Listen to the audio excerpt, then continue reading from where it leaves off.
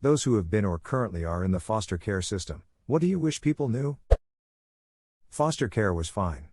It's after you leave it that is hard. Being a new adult with absolutely nobody to guide you. You want to move, you have no help. A crisis comes up, you have nobody to call. Nobody to help you figure out anything about jobs or apartments or bank accounts or insurance. No mom or dad to lend you $20 when your paycheck isn't going to last until next payday. You are sent out on your own, 18 years old, completely alone and no idea how anything works in the world. It's terrifying. Edit, thank you for golds and sorry for not replying to everybody. I've gotten like 200 comments and DMs and rip inbox. I second this entirely. My entire adult life has been spent fearing homelessness. One bad thing happens and I have no one to fall on to help me. Pretty much. I have no parents, and while I do have some family to rely on, none of them are really in a position to be relied on, if that makes sense. It's terrifying. Being young and on your own with no fallbacks, you are just 1 or 2 paychecks from disaster. Keep your head up. We can do this. We can live through this. I'm not from the foster care system, but I have no family to rely on.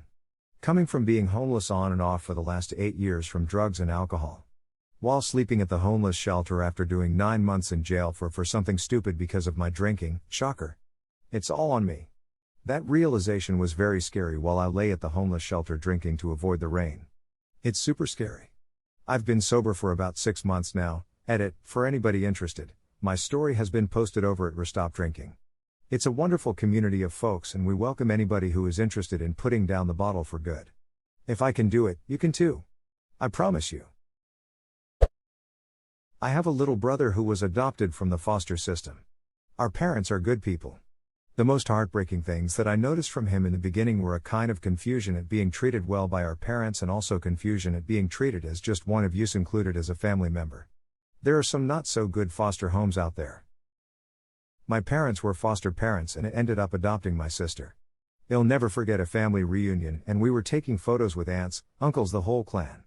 Sure enough, I remember my aunt telling my mother as we stood there taking photos that my sister should sit aside for some photos so it's just the original family, and my mother told her that it was the family and that my sister wouldn't be sitting out for any photos as she was our family. Sorry, but your aunt's a cunt. I would have edited the end out of the photo and sent that to her. Here's a version with just the real family, Auntie. Sorry, Auntie, we only kept the human beings in this one. Well, and the dog, of course. Everyone loves the dog. In foster care since I was 9. It is, and I can't stress this enough. # nothing like your family life. Many of us were taken from our parents or outright ditched by them. In the latter, some of us never and or never will meet our parents. A lot of foster families, I've been in some, have no qualms about reminding you of the godly gift of the smallest, shittiest room in the building. They are very quick to bring up the power to instantly evict you with just a single phone call with little to no justification for it. Foster siblings, especially if they are teenaged and or used to being only children, will constantly and not hesitate to take advantage of their parents' favoritism over you. But it's not all hellish. I was eventually put into a very good placement. They went through hell to help me through the hell of my mind and emotions and help me balance out as a person. They made sure I was aware of the pride they felt for me without me becoming conceited in any way. They were so good to me they even allowed to stay and rent my room after I left the care system. There are good people as foster parents. There just needs to be more. Edit, wow, was not expecting this reception. Thank you for the reward.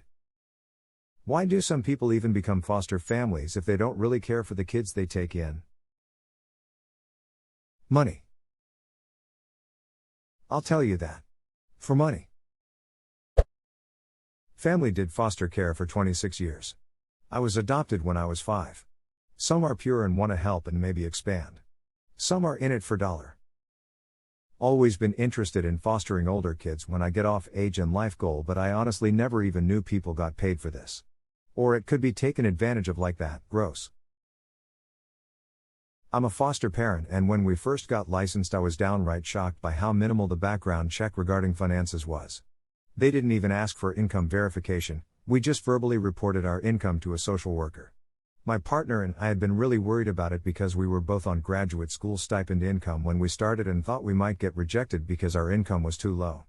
The stipend for fostering is not really much money, but neither is grad school pay.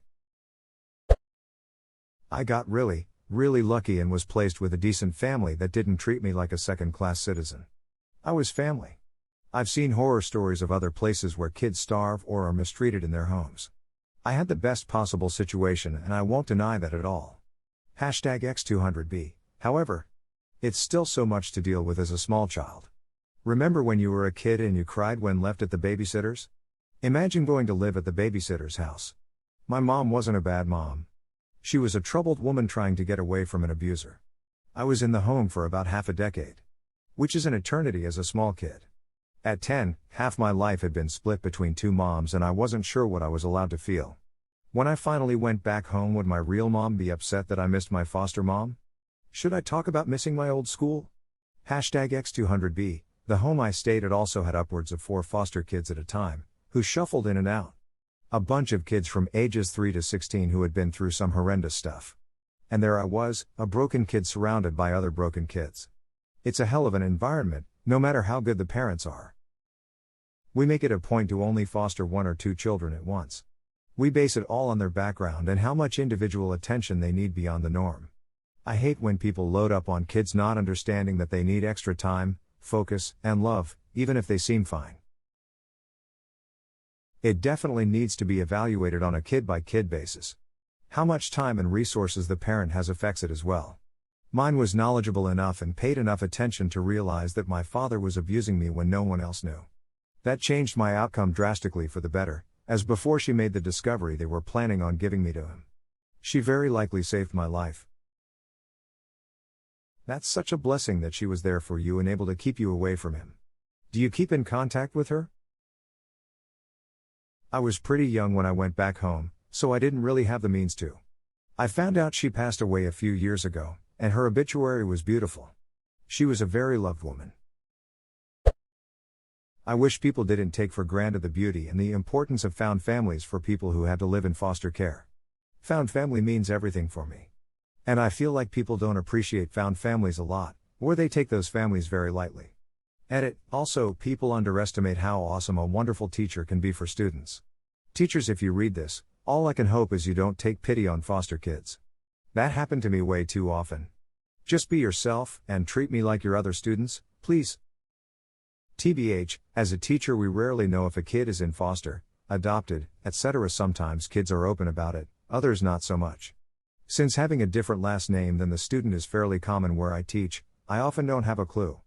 Never forget the first year I was doing 6th grade, had the kids make a timeline with important events in their lives, such as when they were born.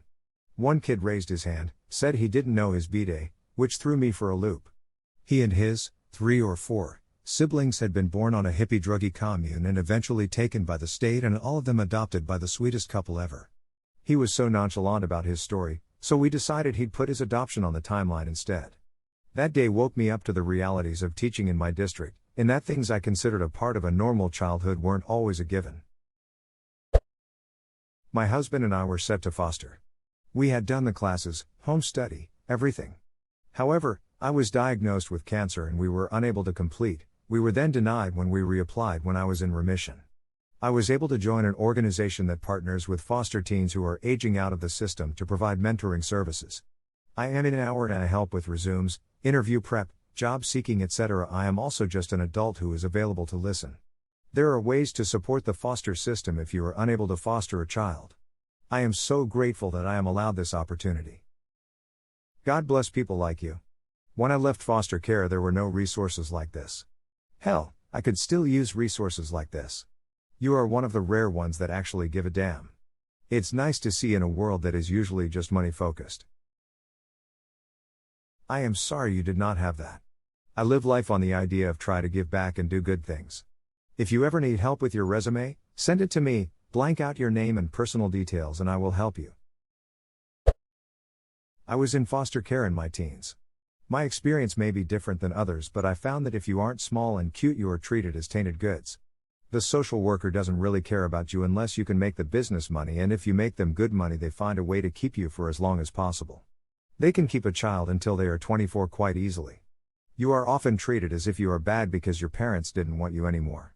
Upon arriving at a group home, I was instantly stripped of all privileges, including being able to listen to music, and had to earn the smallest of things back over the next 3 months. It felt like I was being punished. There are also no resources for when you leave the system. Foster families are often low income, using you for the extra income given to take care of you without actually using that money on you. They often don't teach you life skills.